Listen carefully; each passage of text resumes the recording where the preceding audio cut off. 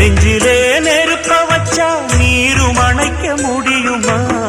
கண்ணிலே முள்ளு தைச்சா இமயம் மூட முடியுமா? பாரத கதையும் கூட படியில் முடிஞ்ச காவியந்தான். இருப்பதும் இறப்பதும் அந்த இயற்கையோட கையில, இருப்பதும் இறப்பதும் அந்த இயற்கையோட கையில. நான் மறைஞ்ச பின்னும் நிலைப்பது என் உயிர் எழுதும் கதையில.